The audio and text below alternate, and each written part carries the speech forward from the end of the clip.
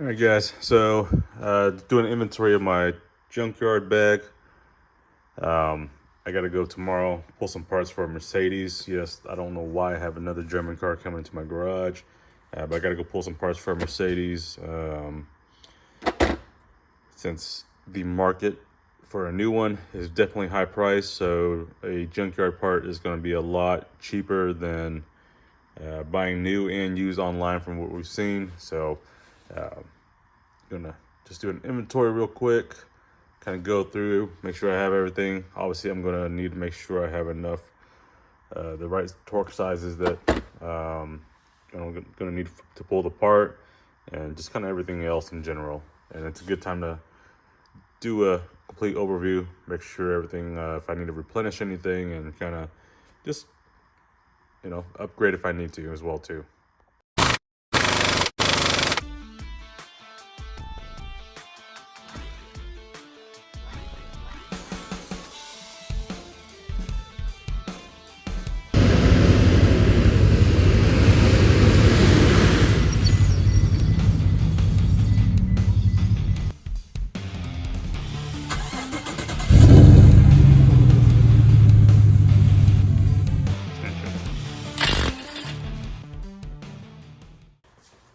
Alright, welcome back, guys. Okay, so tomorrow I am going shopping, and what I mean by shopping is I'm going to the junkyard to source some parts. It's actually one of my favorite places to go, especially for OEM parts for older vehicles, and it's a cheap option too, depending on what it is. Now, there's in the market today online, you can buy brand new parts, whether aftermarket or OEM, for pretty decent prices nowadays. But sometimes some of the parts, especially like body parts, it can get pretty expensive, especially if you want to color match as well too. So that's where I primarily go for customers' vehicles that want to replace parts. I go to the junkyards, I source parts there, I save them money, and I get time alone to go do things I like. And that's one of my favorite places to go, actually, because I grew up going to the junkyard with my dad and my uncle, and getting parts from there for their older vehicles back then. And it's just nostalgic for me just to go back there. So I still do the same thing.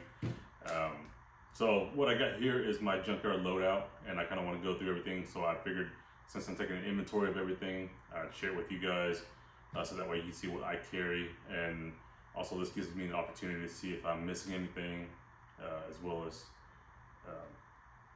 just kind of make sure I have everything that I need for tomorrow. So starting off first, I have this is my junkyard bag. It's my backpack. It's a Husky backpack. Pretty cheap bag overall for what's out there in the market, but it's very well built. I think these go for about $50 to $60 online, or in the store. You can order online and they'll deliver it to you. But it's been a great backpack. It's very robust. Has this kind of plastic rubbery bottom to it, and it's really tough. Junkyard's not very doesn't have very favorable conditions. Some of them have gravel, some are just straight mud and grass, depending on what it is.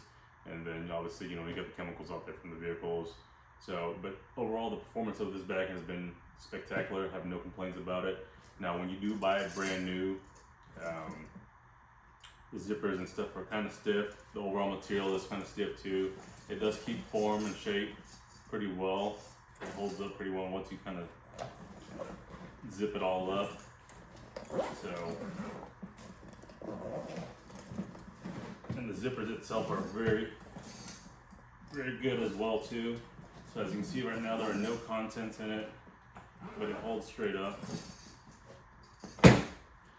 As far as overall comfort of it, it's really good. It's got back padding, and it's got, it's designed in a way where there's airflow. So this rests on your back and shoulders and stuff. These shoulder straps are padded as well. And then you have your chest strap, here. Everything's adjustable. You got D-clips there. You got a strap here to actually hang stuff there as well too. So there's cinch straps everywhere as well. And there's spots spots to hang stuff. There's plenty of pockets, front and back sides, more rings over here to hold stuff. I got electrical tape here. You get either you can put a measuring tape or a tool clip right here. So I've been very happy with this bag. So if you're in the market for one, I like carrying a backpack as opposed to I started with tool totes, or you can do toolboxes, portable toolboxes, but I like the backpack because it frees up my hands once I pull the parts. So I keep a carabiner right here and these binder rings, so that way if I need to hang parts that can be hanged, I hang it there and I utilize my body weight, shoulders to carry stuff, and that frees my hands up. That way if I'm walking to other vehicles, I can still maneuver around and just search for parts and stuff. So again, great backpack. So there's that part of it. Make sure if I get anything in here. So we'll kind of go through everything. Also keep a carabiner clip here too. So again, you can kind of set things up. So got side pockets. Now this pocket right here is for safety glasses and stuff. And we'll kind of go through all that. So we'll get this opened back up. So what you can see. So again, plenty of space to house your tools. And we'll do close-ups here in a second. And then I'll bring you all up close so that way y'all can see. All right. So again, getting up close to the backpack here, we've got pockets all here for different tools, different tool sizes. Up front here, you have another pocket to store stuff. Again, safety glass holder. I don't put safety glasses in there. I put other tools and stuff. Up here, you got another spot to hang your measuring tape. On the side pockets, same thing here. We got the clip I was showing earlier.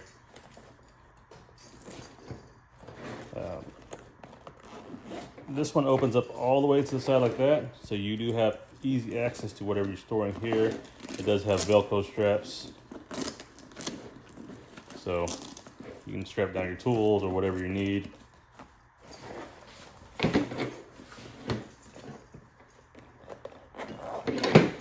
Oh, let me get some better lighting for you guys.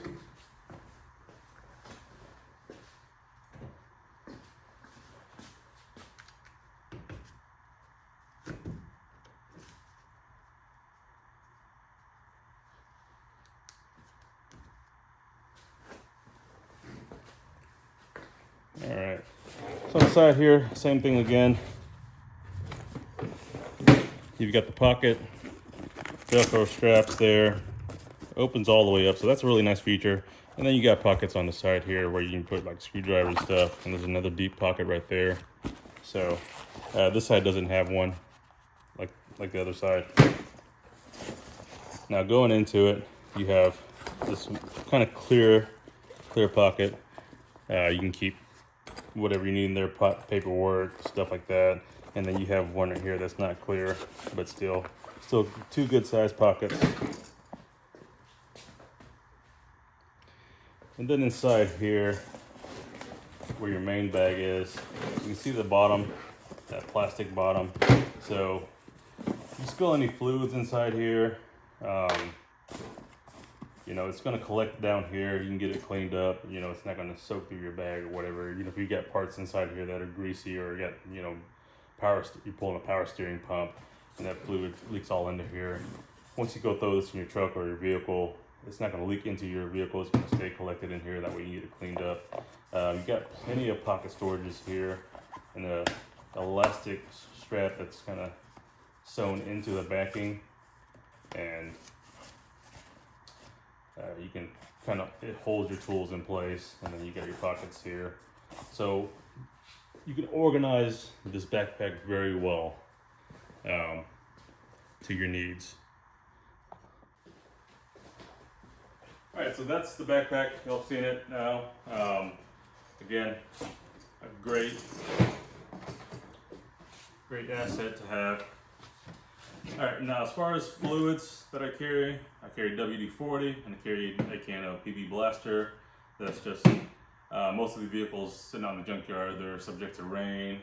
People leave the doors open on them, the hood's propped open, trunks propped open, so plenty of weathering to the vehicles, and stuff will obviously rust and stuff like that. So I always keep penetrant on me just in case.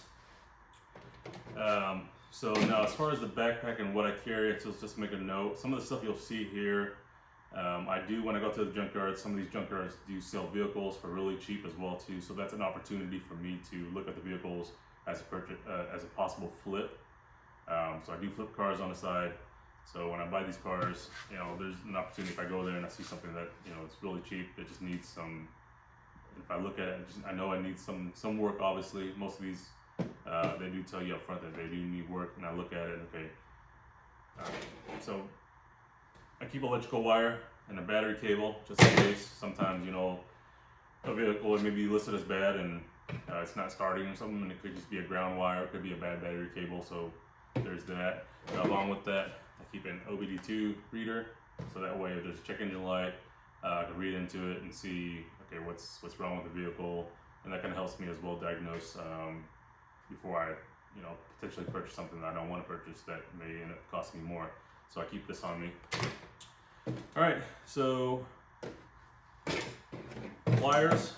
I keep a pair of slip joints, side cutters, and needle nose, just basic pliers, nothing fancy.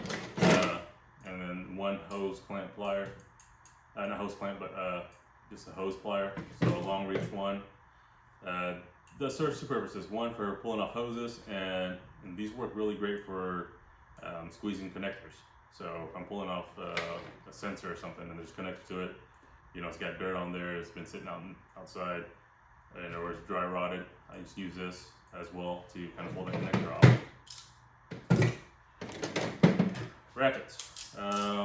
So gear wrench ratchet, doesn't have, you know, doesn't matter the brand or anything. Keep it a 3/8 flex head locking, and then a 1/4 inch locking flex head. So this is just what I have, and this is what I use. So try not to bring anything too expensive out there. You know, I normally run Snap-on, but I'm not definitely gonna bring that to the junkyard. People borrow tools out there sometimes. I try to be helpful with the community and the guys out there. I know, you know, you're running out there and sometimes you see a part that you really need to as well, but you didn't bring the tools for it. Generally, when you go to the junkyard, you try to pack light since you're carrying everything out yourself. So again, try not to bring expensive tools. These are just, this one's an OEM tools, but these are just Walmart specials. So you'll see a lot of Walmart tools in here. All right, screwdriver. So I keep just the drive handle, 1/4 inch drive handle. Along with that, a hyper tough bit set. So it's got different bits on there. It's got an extra extension bit or whatever, bit holder, I'm sorry. But it's got hex bits, security Torx bits, square drive, Phillips slotted.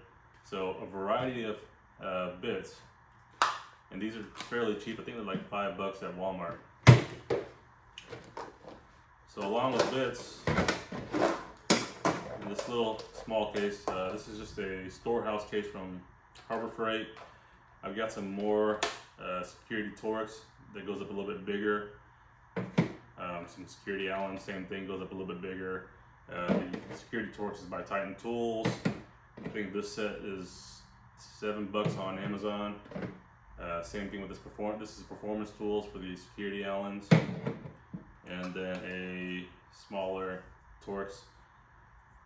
Why do I have so many Torx? For this reason here. You see I'm missing 2 here. You lose stuff out in the junkyard. I mean, it happens, okay? Same thing in your garage. The 10 mil just slips away. Sometimes you just drop it, you forget about it, you're out in the middle of summer. It's hot out there. So you're pulling parts off, you're just kind of scrambling and getting everything kind of recollected back together. It falls into the gravel, you will not see it. I mean, it's underneath the rock somewhere, or underneath the part, or underneath the car. So again, don't buy expensive tools. Now, if you have it already in your inventory, great, but try to bring stuff that if you lose it or break it, you're not going to be heartbroken over it. Titan tools, 1/4-inch drive, roto head. Great for getting to tight places. If you're pulling interior parts off, electronics and stuff like that, this is great for getting into tight places. So I keep that on there. I got a 1/2-inch drive to hex adapter, a couple of step down adapters. Why do I have so many? I don't know, but I just bought these in kits. So they stay in there. This is a step up from 1/4-inch to 3/8. And you'll see why I have the step ups and step downs. A 1/4-inch universal joint. So sockets. I'm gonna go and coincide with that. So I keep it in this pencil pouch. I keep some wrenches. This is just a 14, 12, and 10. Common sizes for Hondas and Toyotas. As far as sockets, I keep 1/4-inch drive mainly in my junkyard bag. Why? Because they are lightweight. I keep impact rated as well. And then all of my sockets, I do paint on them so that way, hopefully if I drop it, it's painted yellow so I can see it out there on the ground. I keep some extensions. I do 3/8 and 1/4-inch drive. Socket rail that didn't do too well holding all the sockets on there. So I've been looking for these rubber ones. I may end up just buying the socket set and throwing it in here. But so for the step ups and step downs, that's primarily why I have them. Because to keep the backpack light, if you're walking through a junkyard, you know, depending on the size of the junkyard, it can get pretty big, and your vehicle may be on the other end of the junkyard, or they've got it separated, so you're walking a great distance.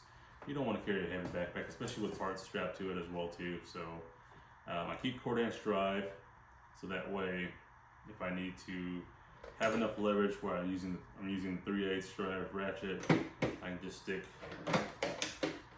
an adapter on there, throw my socket on there, and I've got plenty of leverage. Now if I know I'm going to be pulling a part off that has a bigger bolt or nut on there that's 17 mil or something like that nature, then I'll bring it separately and I'll just bring that one socket for my 3/8 drive. And then if I don't have enough space or I need to use a 1/4-inch, I have this adapter. Okay, so that is why I have that. So that's how I got it set up. So again, with the sockets, common sizes, I do run a few extra ones in there just in case if I'm pulling off like the head unit or something that has smaller 6 mils bolt on it, then I have the socket with me. So plenty of extensions, and again, if I'm running the impact as well too, if I want to bring this hex drive, then I have that availability to run that as well. Okay. So drive tools, QB box cutter, just an old Husky. Snap blade utility knife, just for redundancy. A small test light. Screwdriver that's kind of ground down so that way I can pull airbags off. Some flush cut zip ties and wire ties and stuff. Just a regular flashlight, and along with the flashlight, keep a Hyper Tough. This one is by Quantum from Harbor Freight.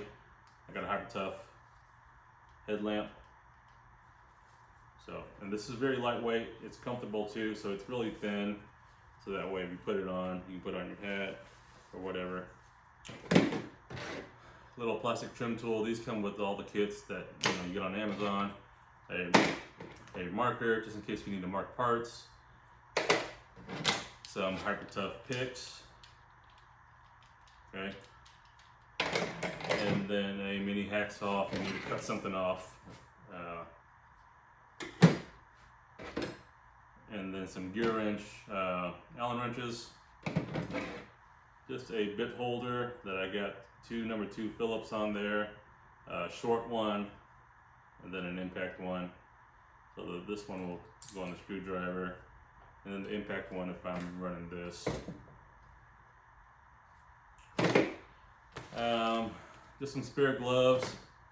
These are just vinyl ones. That way, if I'm pulling interior parts off that are cloth based or whatever, like a sun visor or something, I can throw these on, and that way I'm not getting them all dirty. And once I transfer it to the customer's part or my own vehicles, they don't get dirty. I don't have to clean it up. Spare gloves, just some different ones. First aid kits, you will jab yourself with these, so you don't want to be walking around the junkyard grabbing parts. And I mean, I've seen junkyards with raccoons and opossums, rats, whatever. You know, they're, you know, urinating in there. You don't want to be grabbing parts with an open wound.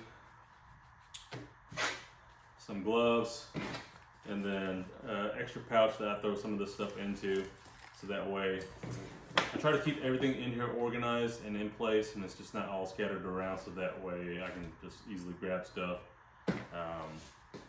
Now you obviously saw me pull spare change. I used to keep a few dollars in there. Some of these junkyards have entrance fees that may be like $2 or whatever. I just normally keep a few spare bucks in there. A Dollar Tree storage case that I keep fasteners in. So if I'm pulling a part off and there's fasteners that go with it, I'll throw it in here so I keep it organized and I know once I come back and replace the parts. And this is just in case, you know, that way you can install the part. And then a ratchet strap. So if I'm pulling bigger parts and I'm using a wheelbarrow out there, I can strap it down, strap my bag down with it and just wheel it all out. So, all right guys, if you see I'm missing anything or you have any recommendations, I know sometimes the layout changes, the inventory changes of the tools, depending on what's being pulled. All this can change, but that's just my basics that always stays in this backpack. But if you have any suggestions of stuff that should stay here as well too, comment it down below. All right guys, I appreciate y'all watching.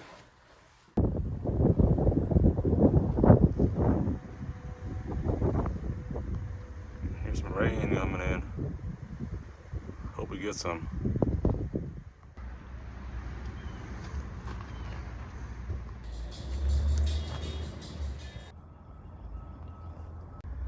All right, so here's the vehicle I'm here for, but looks like they've already stripped it all out. Definitely a bunch of DVDs in here too.